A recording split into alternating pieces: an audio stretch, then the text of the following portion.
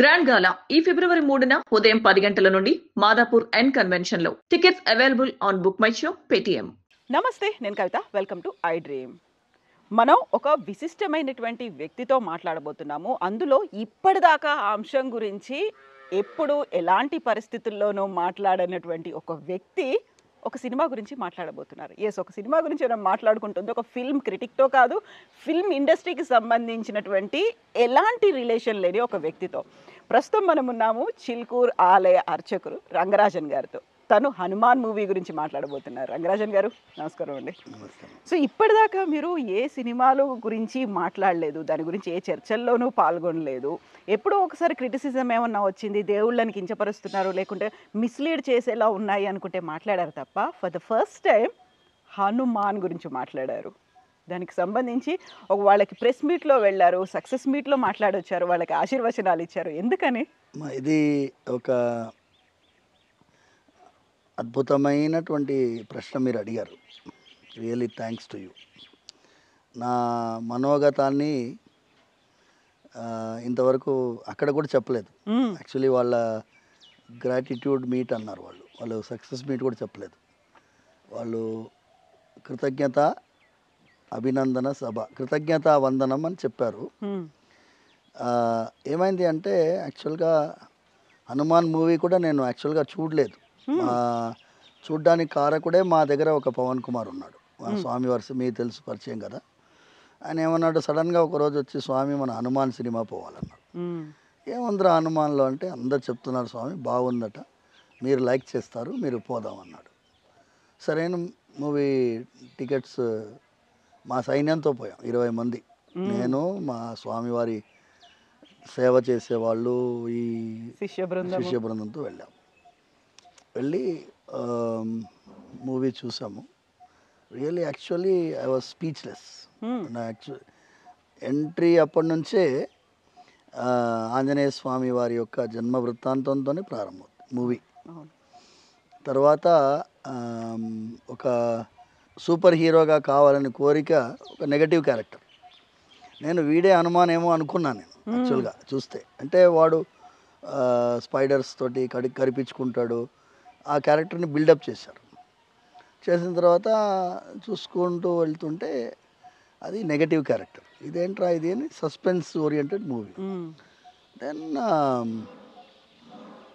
ఆంజనేయ స్వామి వారిని ఇంట్రడ్యూస్ చేస్తున్నారు ఈ మూవీలో. అప్పుడు it was something like never before experience. నేను నిజంగా చెప్పాలంటే చాలా థియేటర్స్లో మూవీస్ చూశాను. అప్పుడు నేను అప్పుడే ఇంజనీరింగ్ కంప్లీట్ అయ్యి ఉద్యోగంలో ఉన్నప్పుడు, యంగేజ్లో చిరంజీవి ఫ్యాన్ నేను. ఓకే. అప్పుడు జగదేక వీరుడు అతిలోక సుందరి మూవీ వచ్చింది. యాక్చువల్గా మేము ఒక వర్క్ మీద బిహెచ్ఎల్ నుంచి రిటర్న్ వస్తున్నాము.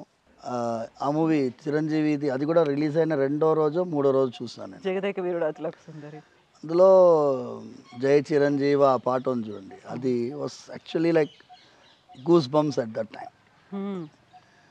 అలాంటి ఒక ఎక్స్పీరియన్స్ ఈ మూవీలో కలిగింది. And it was not ordinary. And వాళ్ళ ఇమాజినేషన్, యాక్చువల్గా వేరే ఏ ఆలోచన లేకుండా ఆంజనేయ స్వామి మీదనే ఫోకస్ చేసేటట్టుగా ఈ మొత్తం movie, nearly I think 2 hours movie. అందుకోసం ఐ వాజ్ రియల్లీ చాలా ఆనందంగా కలిగింది. మన రామనామము, Hanuman Chalisa, without your knowledge you are reciting those things the movie theatre లోపల. అండ్ థియేటర్లో వచ్చినటువంటి క్రౌడ్ కూడా, మేము వెళ్ళింది evening time, actually 8 o'clock 7:50 show and working day. ఆ రోజు కూడా crowd was full, like nearly 90% full crowd. And ఆ పీవీఆర్ సినిమా దాంట్లోనే చూసాం, 3-4 స్క్రీన్స్ నడుస్తున్నాయి ఒకటే దగ్గర, అన్నీ ఫుల్. అది కూడా రిలీజ్ అయ్యి 20 days అవుతుంది అనుకుంటాను నేను. 20 daysకి అన్నీ ఫుల్ అవుతున్నాయంటే నాకు నిజంగా ఆనందాన్ని తట్టుకోలేకపోయి నేను ప్రశాంత్కి మెసేజ్ పెట్టాను, I'm really proud of you people, excellent movie తీశారు, మిమ్మల్ని అభినందించాలి. అని చెప్తే ప్రశాంత్ నాకు తెలియదు ఆయన చిలుకూరు డివోటీ అట ఓ ఆల్మోస్ట్. నేను మీ ఫ్యాన్ స్వామి, వీక్లీ వచ్చేవాడిని ప్రదక్షిణ తిరిగేటప్పుడు చిన్నప్పుడు, మీరు చెప్పేవన్నీ వినేవాడిని అన్నాడు ప్రశాంత్. నేనేమన్నానంటే ఇంత పవర్ఫుల్ మీడియం ఉంది కదా, ఆంజనేయ స్వామి వారి యొక్క వైభవాన్ని అద్భుతంగా చిత్రీకరించినందుకు నీకు అభినందనలు నంబర్ 1.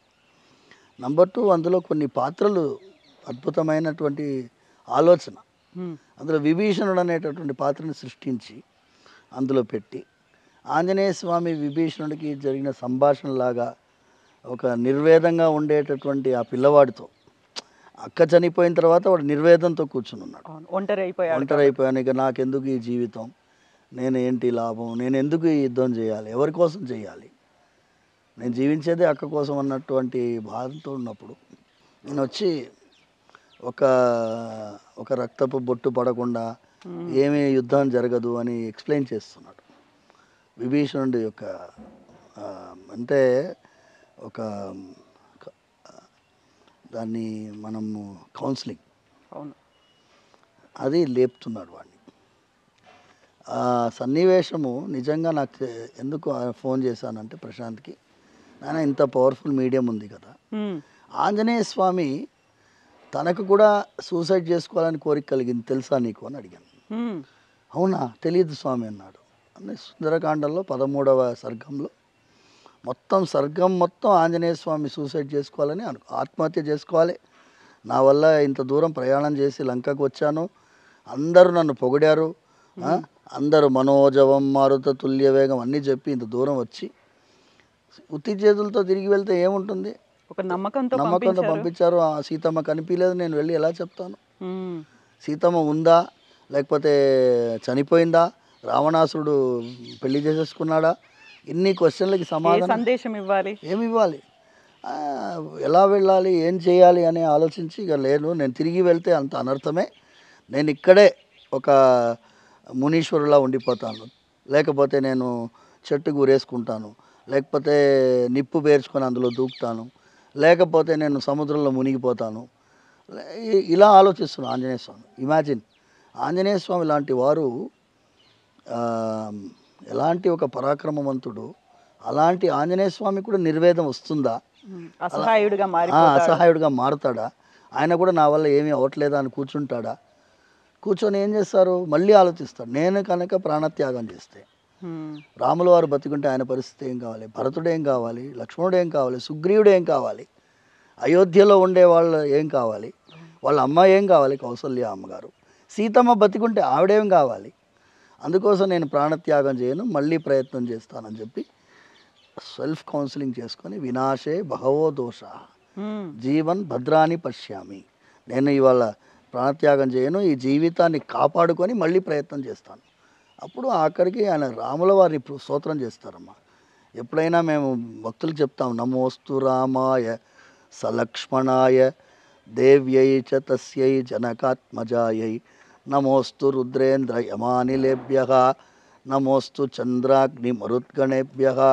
మొట్టమొదటిసారి సుందరకాండంలో ఆంజనేయ స్వామి వారు రాముల వారికి నమస్కరిస్తున్నారు.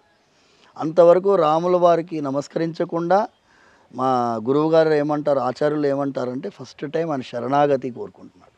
రాముల వారికి నమస్కరించగానే అశోకవనం కనిపిస్తుంది. అంతవరకు అహంకారంతో ఉన్నాడు, నేనే సాధిస్తున్నాను, నేనే చేస్తున్నాననే అహంకారంతో ఉన్నారు కాబట్టి సీతమ్మ కనిపించలేదు. ఈ శ్లోకం చెప్పగానే అశోకవనం అరేరేరే మనం ఇక్కడ వెతకనే లేదు కదా అని వెతుకుతారు.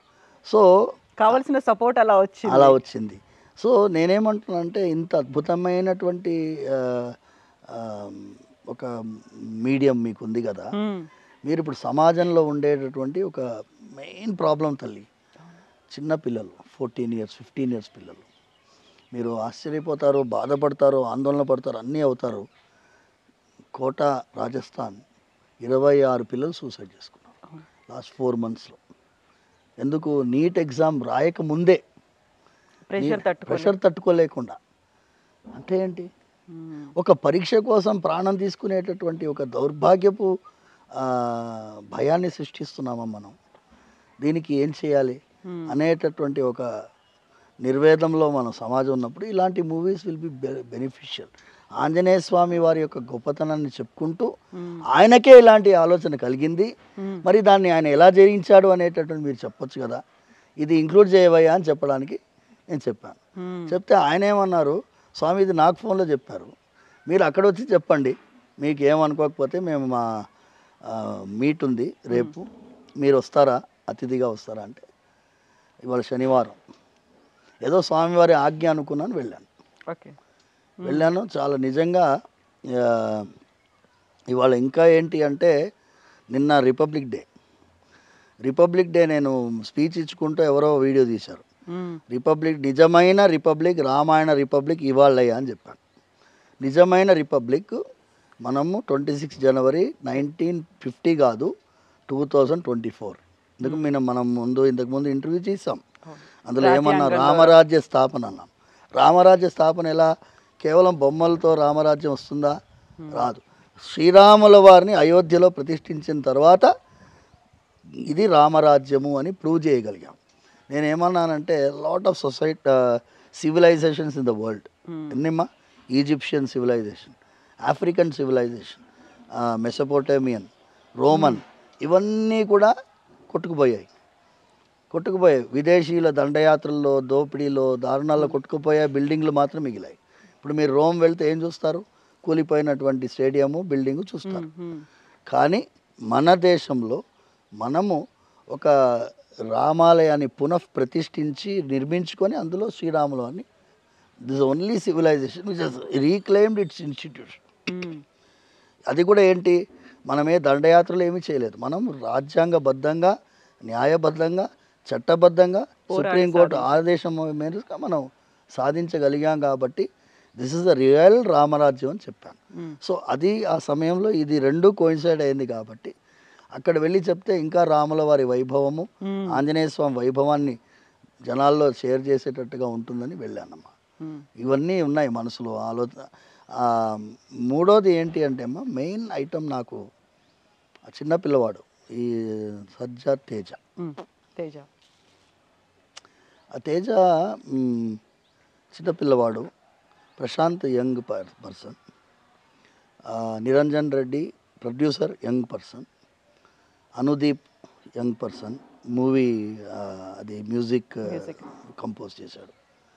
అందరూ చిన్న చిన్న పిల్లలు, 28, 30, 35 లోపల ఉన్నారు. ఇప్పుడంతా యూతే కదా, 35 ఇస్.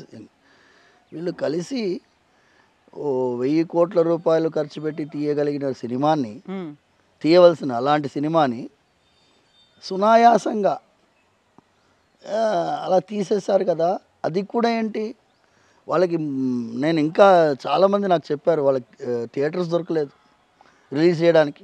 సంక్రాంతి టైంలో పెద్ద పెద్ద కాంపిటీషన్ ఉంది, బ్లాక్ బస్టర్ మూవీస్ ఎక్స్పెక్ట్ చేశారు, పెద్ద పెద్ద హీరోల మూవీలు. దాని నడుమ ఈ చిన్న హీరో మూవీకి థియేటర్ దొరకలేదు. అలాంటి ఒక సందర్భంలో వీళ్ళు మూవీ రిలీజ్ చేశారు. రిలీజ్ చేసిన తర్వాత ఒక్కొక్క థియేటర్ వాడు మా దాంట్లో ప్రదర్శించండి అని రిక్వెస్ట్ చేయడం అంటే శ్రీరాముల వారి దివ్యమైన ఆశీర్వాదం.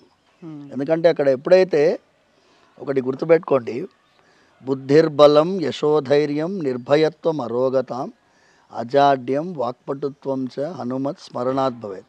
ఈ శ్లోకాన్ని పూర్తిగా విశ్లేషించాలని అనుకున్నాను అక్కడ, కానీ అప్పుడు ఆల్రెడీ అక్కడ 140 అయిపోయింది. 2 గంటలకి లంచ్, అప్పటికే వాళ్ళందరూ ఆకలితో ఉన్నారు. వాళ్ళ పాపం యూనిట్ మెంబర్స్, నేను మైక్ పట్టుకుంటే నేను వదిలే రకం కాదు. అందుకోసం అదృష్టవశాత్తు ఐ డ్రీమ్ కవిత వచ్చింది కాబట్టి చెప్తున్నాను. బుద్ధి, బలము, యశస్సు, ధైర్యము, నిర్భయత్వం. ఈ ధైర్యం ఉంది, నిర్భయత్వం ఉంది. ధైర్యానికి నిర్భయత్వానికి ఏం తేడా? రెండు సినానిమస్ కదా, కావాలని శ్లోకంలో ఉంది. ఇప్పుడు హనుమాన్ అనే సినిమా తీయాలని ధైర్యంగా తీయడం మొదలుపెట్టాడు. తీయడం మొదలుపెట్టిన వెంటనే అన్నీ సమకూరలేదు. ప్రాజెక్టు నడమని ఆపాల్సినటువంటి పరిస్థితి వచ్చేటటువంటి సిచ్యువేషన్. ఆపాడా? ఆపలేదు. నిర్భయంగా కొనసాగించాడు. నిర్భయత్వాన్ని ఆంజనేయ స్వామి ఇస్తాడు, యశస్సు ఇచ్చాడు. ఆంజనేయ స్వామి ఎంత కీర్తి ఇచ్చాడు. ఆంజనేయ స్వామి బుద్ధి అంటే నేను చెప్పింది, విభీషణుని పాత్ర పోషించేటట్టుగా ఒక వ్యక్తిని క్రియేట్, నేను ఇంకా సముద్రకని దొరుకుతాడేమో ఇవాళ అని చూశాను. ఓకే. వాళ్ళకి కనిపించలేదు ఆయన. అమ్మాయి శరత్ కుమార్ వాళ్ళ అమ్మాయి, వీళ్ళందరినీ వరలక్ష్మి అమ్మాయి, ఇంకా ఆ అమ్మాయి అమృత అని హీరోయిన్ ఆ అమ్మాయి, వీళ్ళందరూ దూరం నుంచి నమస్కరించారు. నేను కూడా వాళ్ళందరికీ నేను ఒకటేనమ్మా, ఇలాంటి ఒక ఆలోచన ప్రశాంత్ వాళ్ళ చెల్లెలకి కూడా నేను మైక్లోంచి అక్కడి నుంచే సైగ చేశాను. మంచి క్యారెక్టరైజేషన్ చేశారమ్మా. Vibhishan nobody will include. ఇంకా నేను ఇంకోటి చెప్పినాను, యాక్చువల్గా యుద్ధకాండంలో జరిగిన ఘట్టాన్ని చెప్పినాను. విభీషణుడు హనుమంతుడు ఎంత స్నేహితులో ఆ డిస్కషన్లో తెలిసిపోతుంది.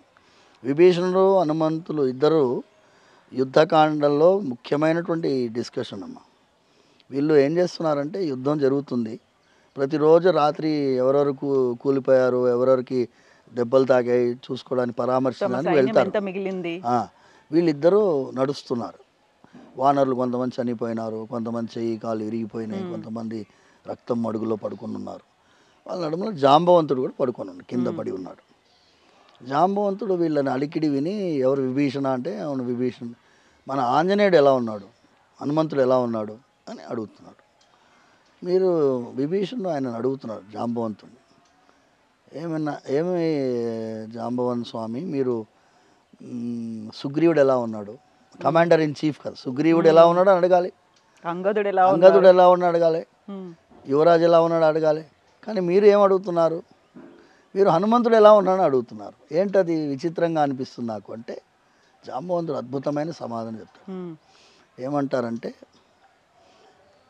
హనుమంతుడు ఒక్కడుంటే వానర సైన్యం మొత్తం ఉన్నట్టే, హనుమంతుడు ఒక్కడు పడిపోతే వానర సైన్యం ఉన్నా ప్రయోజనం లేదు, కుప్పకూలిపోతుంది. ఇంకా వాళ్ళు మనం జీవించి ప్రయోజనం లేదు అంటాడు, మేము జీవించి ప్రయోజనం లేదు. కానీ హనుమంతుడు ఒక్కడుంటే మమ్మల్ని అందరినీ కాపాడేసుకుంటాడు.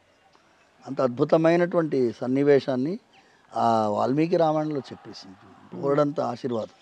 నేను ఇదే మిమ్మల్ని అందరినీ ప్రార్థించి ఈ సినిమాని మూడో కారణము నేను ఎందుకు వెళ్ళాను అంటే ఇప్పుడంతా మీరు ఎంత వర్స్ట్ మూవీ, డేటింగ్ మూవీ, వికారంగా అమ్మాయిలను చూపించడం, అలా చూపిస్తేనే సినిమా హిట్ అవుతుంది అనుకోవడం అవసరం లేదు.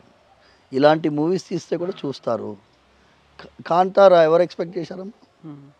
Kantara Kantara Rishab Shetty himself did not believe, ఆయనకే నమ్మకం కలగలేదు. అంటే జనాలు ఇది ఆధ్యాత్మికమైనటువంటి ఒక అద్భుతమైనటువంటి దేశం. ఈ దేశంలో మీరు పనికిరాని టెర్రరిస్ట్ సినిమాను ఈ సినిమాను తీసి ఇదే జనాలు కోరుకుంటున్నారు అంటే ఇది చాలా దారుణం. ఓకేనమ్మా, నేను ఈ సమయంలో ఆదిపురుష్ గురించి కూడా ఒక మాట చెప్పాలి. ఎందుకంటే ఆదిపురుష్ కూడా నేను వెళ్ళాను, థియేటర్కి వెళ్ళాను, మూవీ చూశాను. మూవీ చూసి మీరందరూ ఈ ప్రయత్నాన్ని అభినందించాలని చెప్పాను. నిజంగా చెప్పాలంటే Adipurush was not up to the mark in there effort. ఇప్పుడు నేను క్రిటిసైజ్ చేయను, వాళ్ళ ప్రయత్నంలో చాలా లోపాలు కనిపించింది, వాళ్ళని సిన్సియారిటీ కనిపించలేదు. కానీ రాముల వారి పైన తీసిన సినిమా ఫ్లాప్ కాకూడదు. అందులో క్రియేటివిటీకి కొంచెం ఫ్రీ హ్యాండ్ తీసుకునేసరికి అంత యాక్సెప్టబుల్ జనాలు తీసుకోలేదు. అందుకోసం నేను రాముల వారి సినిమా ఫ్లాప్ కాకూడదు, మళ్ళీ ఫ్లాప్ అయితే మళ్ళీ ఇంకోటి రాముల వారి సినిమా తీయడు. అందుకోసం మీరందరూ దయచేసి చూడండి. నచ్చలేదంటే అది వేరే విషయం. రాముల వారి సినిమా అది మనం చూడాలి అని వెళ్ళాను. అంటే కొంతమంది విమర్శించారు, ఎందుకు మీరు ఆదిపురుషుని ఎందుకు వెళ్ళి చూశారంటే నేనేమన్నానంటే ఆదిపురుషుని నేను ప్రమోట్ చేయడానికి వెళ్ళలేదు, నేను వెళ్ళింది ఆ ప్రయత్నాన్ని అభినందించాను. ఇన్ని వందల సినిమాలు వస్తున్నాయి, ఒక ఆయన శ్రీరాముల పైన ఒక సినిమా తీయాలని కోరుకున్నాడు. ఇప్పుడు మీరు ఇండోనేషియాలో ఎంతో రామాయణాలు ప్రదర్శిస్తారు. అన్ని రామాయణాల్లో ఎగ్జాక్ట్ వాల్మీకి ఇది ఉంటుందా? ఉండదు. కొంచెం ఫ్రీడమ్ తీసుకుంటాడు, అందులో కొన్ని లోపాలు ఉండినాయి. కానీ మనం విమర్శించేది ఎప్పుడు చూసిన తర్వాత విమర్శించాలి అని నేను చెప్పినాను. దాన్ని ఇవాళ ఇంకా కరెక్ట్ చేసేసుకో. ఇవాళ ఏంటి అంటే ఇలాంటి ఒక ఎఫర్ట్ని మనం అభినందించకపోతే, ఇలాంటి ఒక ఎఫర్ట్ ఎందుకు on behalf of the society నేను వెళ్ళి సమాజానికి ప్రతినిధిగా ఇవాళ వెళ్ళాను, స్వామివారికి ప్రతినిధిగా వెళ్ళాను.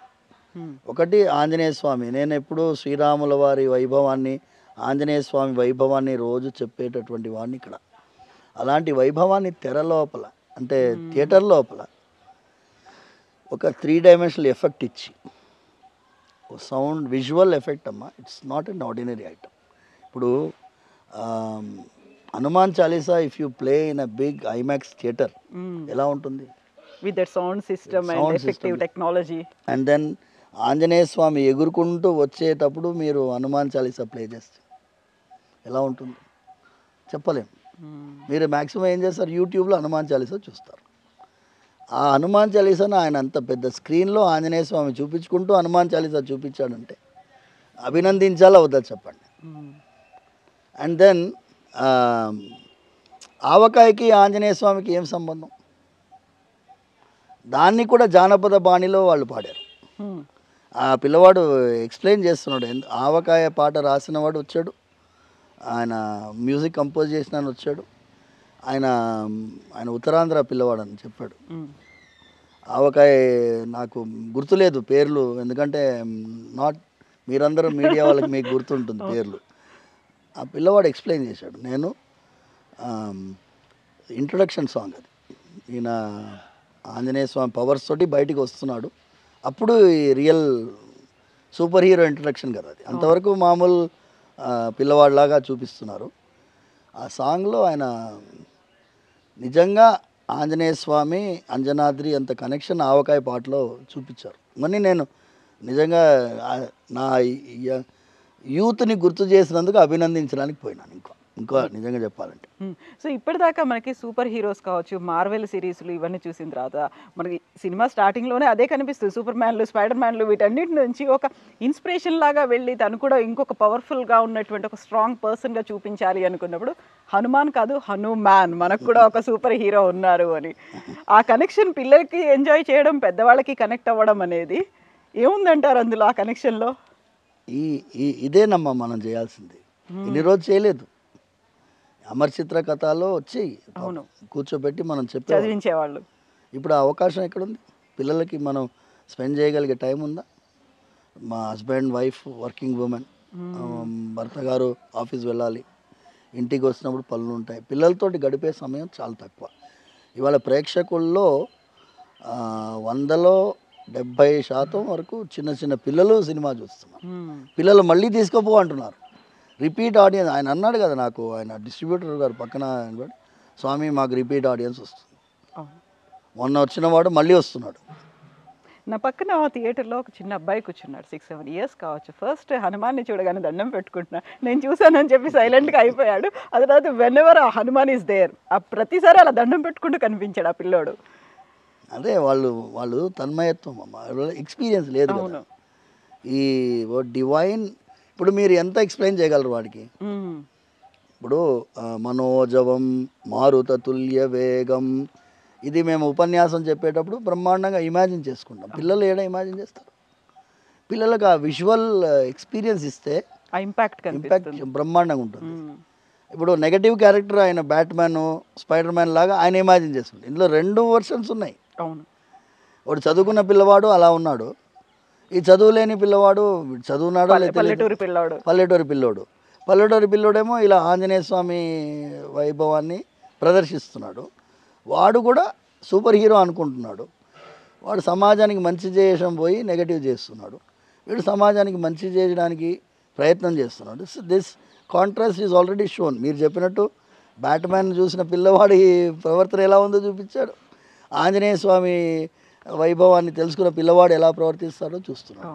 సో 2 కాంట్రాస్ట్లు మనకి మూవీలో కనిపించాయి. అండ్ దట్స్ వాట్ ఈ screen play and whatever direction Prashanth has done, we have to really appreciate. స్వామి, ఇందులో హనుమాన్ సినిమాలో ప్రధానంగా కనిపిస్తుంది, హనుమంతుడి గురించి ఎంత మాట్లాడుకున్నప్పటికీ కూడా విభీషణుడు అనేవాళ్ళు కనిపించారు. విభీషణుడు వచ్చి హనుమంతుడికి హెల్ప్ చేయడం, లేకుండా ఆ టైంలో జరగాల్సినటువంటి కర్తవ్యం ఏంటి అనేది బోధించడము అనేది, చిరంజీవిగా ఉన్నాడు ఇప్పటికీ అక్కడ ఉన్నాడు అనేది వాదనలు ఉన్నాయి. శ్రీలంకలో ఇప్పటికీ ఉన్నారు, ఆయన అక్కడ పాలన చూస్తూ ఉన్నాడు అనేది ఎంతవరకు నిజమంటారు? అది మా 7 చిరంజీవులు మన పురాణాల ప్రకారం మొట్టమొదటిది మనకి పరశురాముల వారు, కృపాచార్యులు, అశ్వత్థామ, ఆంజనేయ స్వామి, విభీషణుడు, మహాబలి చక్రవర్తి అనే బలి చక్రవర్తి ఆయన. సో వీళ్ళందరిలో 7 సప్తైతే చిరంజీవిన అంటుంది పురాణాల్లో. సో అందులో విభీషణుడు కూడా సంచరిస్తున్నాడు. మనం శ్రీరంగ క్షేత్రంలో తెల్లవారుజామున విభీషణుడు వచ్చి ఆరాధన చేసి వెళ్తాడు. ఇప్పుడు కూడా వాళ్ళు ఐతిహ్యం అది. శ్రీరంగ క్షేత్రము అయోధ్యలో శ్రీరాముల వారు ఆరాధించినటువంటి ఆరాధ్యమూర్తిని విభీషణుడికి ఒక కానుకగా ఇస్తారు శ్రీరాముల వారు. మేము మా సూర్యవంశం ఆరాధించినటువంటి స్వామి మీకు ఇస్తున్నామని చెప్పి ఆ ఆరాధ్యమూర్తిని తీసుకొని శ్రీలంక వెళ్ళే దారిలో ఆయన కావేరి ఒడ్డున పెట్టేస్తారు. నిర్ణయించుకొని అక్కడ ఉండిపోతారు. విభీషణుడికి ఏం వాగ్దానం చేస్తారు? నేను దక్షిణం వైపు చూసుకుంటూ మీ లంకని కాపాడుతూ ఉంటానని రంగనాథ స్వామి వాగ్దానం. విభీషణుడు అది తట్టుకోలేకుండా ప్రతిరోజు తెల్లవారుజామున వచ్చి స్వామివారికి మొదటి ఆరాధన చేసి వెళ్ళిపోతారు అని మన అర్చక స్వాములు అందరూ చెప్తారు. అందుకే తెల్లవారుజామున బ్రాహ్మీ ముహూర్తానికి ముందు ఆయనదే ఫస్ట్. విభీషణుడు మొదటి ఆరాధన ఆయనది. తర్వాత వీళ్ళందరూ నెక్స్ట్ ఆరాధన చేస్తారు. అలాంటి విభీషణుడు చిరంజీవి అనేటటువంటి మాట ఎంతమంది తెలుసు? ఆయనను ఒక క్యారెక్టర్గా ఇంట్రడ్యూస్ చేసి ఆంజనేయ స్వామితో సంభాషణ ఆడేది, మిత్రమా అని మాట్లాడేది, ఇవన్నీ ఆంజనేయ స్వామికి విభీషణుడికి ఉండేటటువంటి అదేమంటారు సఖ్యతని చూపించినటువంటి మూవీ. రామాయణాన్ని కూడా ఆల్మోస్ట్ నేను చెప్తాను, యుద్ధకాండంలో కూడా ఒక ఫైట్ సీన్ అమ్మా. ఫైట్ సీన్లో ఆంజనేయ స్వామి వాళ్ళందరినీ కొట్టిన తర్వాత తోక చుట్టి సంపూర్ణ రామాయణ సినిమాలో ఆంజనేయ స్వామి పైకి కూర్చుంటారు. ఆ సీన్లో అవుతారు. ఆ సీన్ చూపించారు. ఆయన వీళ్ళందరినీ కొట్టి ఆయన పైనెక్కి కూర్చున్న సీన్ అది. ఆంజనేయ స్వామి రావణాసురుడి ముందు నిలబడి ఉన్నాడు. గుర్తొచ్చేటట్టు సుందరకాండంలో ముఖ్యమైన ఘట్టం అది. సుందరకాండంలో ఆంజనేయ స్వామిని చూసి రావణాసురుడు అంటున్నాడు, ఏమయ్యా నువ్వు ఒక కోతివి, నువ్వేం చేస్తావు, నువ్వేం చేయగలవు అంటున్నాడు. అంటే ఆంజనేయ స్వామి అంటున్నాడు, దాసోహం కోసలేంద్రస్య రామస్య క్లిష్టకర్మణః హనుమాన్ శత్రుసైన్యానాం నిహంతా మరుతాత్మజః. నేను దాసుణ్ణి, ఎవరికి? శ్రీరాముల వారికి. కోసలేంద్రస్య రామస్య దాసహం, నేను దాసుణ్ణయ్యా. ఎలాంటి దాసుణ్ణి అంటే శత్రు సైన్యానాం నిహంత, శత్రు సైన్యానాం ప్లూరల్, శత్రు సైన్యానాం నిహంత అంటే ఒక్కడనే. ఇంకా ఎక్స్టెండ్ చేస్తున్నాడు డిస్క్రిప్షన్ తనది. న రావణ సహస్రం మే యుద్ధే ప్రతిబలం భవేత్ శిలాభిస్తు ప్రహరతః పాదపైశ్చ సహస్రశః. నేను ఎలాంటి వాడిని అంటే, నువ్వు ఒక్కడవే రావణాసుడు కదా, నీలాంటి 1000 రావణాసురులు కూడా నన్ను ఏం చేయలేరు. నేను ఒక్కడనే వస్తా, నువ్వు 1000 రావణాసులు రా, నేనేం చేస్తాను, నువ్వు అస్త్రాలన్నీ ప్రయోగించు, నేను నీ లంకలో ఉండే రాళ్లతోటి చెట్లతోటే కొడతా. ఎంత ధైర్యం ఉండాలమ్మా. లంకకి వెళ్ళి అగ్నిదేవుడు వణుక్కుంటూ మూలకు నిలబడున్నాడు, యముడు మూలకు నిలబడున్నాడు, కుబేరుడు మూలకు నిలబడున్నాడు. ఎవరు? రావణాసురుడు ముందు నిలబడలేనటువంటి దిక్పాలకులందరూ కూడా ఒడ్డున ఉంటే ఈ శ్రీరామచంద్రమూర్తి యొక్క దాసుడైన ఆంజనేయ స్వామి వెళ్ళి ఖబర్దార్ అంటున్నాడు, నేను వచ్చాను ఇక్కడికి, నేను ఒక్కడనే, నాలాంటి వాళ్ళు కోట్ల మంది శ్రీరాములకి సైన్యంలో ఉన్నారు, ఏం చేయగలవని. నేను ఎందుకు ఇంత రామాయణం చెప్తున్నానంటే, మా సొంత తాతగారు అంటే అమ్మకి నాన్నగారు 3 రామాయణాలు రచించారు. 3 రామాయణాలు. ఒకటి చతుశ్లోకి రామాయణం, 4 శ్లోకాల్లో రామాయణం.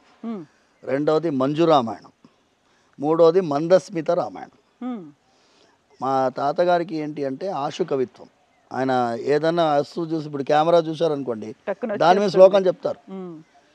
అయితే అలాంటి వారు రామాయణం మీద 3 రామాయణ త్రయీ అంటాం. ఆ డిఎన్ఏలో రామాయణం ఉంది. అందుకోసం శ్రీరాముల వారంటే పొంగిపోతాం. స్వామివారి సేవకులు మీకు ఇంతకుముందు చెప్పాను కదమ్మా, వెంకటేశ్వర స్వామిని పిలిచేదే శ్రీరామ అని లేవయ్య అని పిలుస్తాం. కౌసల్యా సుప్రజ. ఆ రాముల వారికి సేవ చేసినట్టుగా మేము భావిస్తాం కాబట్టి రామాయణ త్రయీ మాలో ఉంది కాబట్టి రాముల వారికి సంబంధించినటువంటి ఏదైనా ప్రయత్నాన్ని అభినందించలేకుండా ఉండలేము. కాబట్టి ఇవాళ చాలామంది ఆశ్చర్యం, మీరేంటి స్వామి సక్సెస్ మీట్కి వచ్చారని ఒక ఆయన మీడియా వాడు అడిగాడు. నేను అన్నాను, కరెక్టే, మేము రాకూడదని చెప్పలేము, రావచ్చని చెప్పలేము. మేము కూడా సమాజంలో భాగమే. కానీ సమాజానికి ప్రతినిధిగా కృతజ్ఞతాపూర్వకంగా వచ్చానయ్యా, స్వామివారి ప్రతినిధిగా వాళ్ళకి ఆశీర్వదించి వెళ్దామని వచ్చానయ్యా, రెండూ చెప్పాను. సో మీ ద్వారా ఈ విషయాన్ని దయచేసి మళ్ళీ మళ్ళీ వీళ్ళకి గుర్తు చేయాలి. ఇంకెవరైనా ప్రయత్నం చేసినా కూడా ఇలాంటి ఒక అద్భుతమైన ప్రయత్నాలకి సమాజం తప్పకుండా నెత్తి మీద ఎత్తుకుంటుందమ్మా. If they are getting a blockbuster movie, డెఫినెట్గా మీకు ఎఫెక్ట్స్, స్పెషల్ ఎఫెక్ట్స్ ఉన్నాయి, మీకు క్రియేటివిటీ ఉంది, ఇవన్నీ ఉన్నాయి. ఎందుకు రాంగ్ దాని మీద తీస్తారు? మంచి స్టోరీస్ బోలెడన్ని ఉన్నాయి, బోలెడన్ని స్టోరీస్ ఉన్నాయి. పిల్లలు, పెద్దవాళ్ళు, కుటుంబం అంతా వెళ్ళి సినిమా చూసేటట్టుగా ఎందుకు మళ్ళీ చేయలేరు అనే నా ప్రార్థన. అది మళ్ళీ అక్కడ విన్నవించాను, వచ్చేసాను. ధన్యవాదాలు స్వామి. Thank you so much. మళ్ళీ మనం మాట్లాడుకుందాం స్వామి. Thank you Swamy.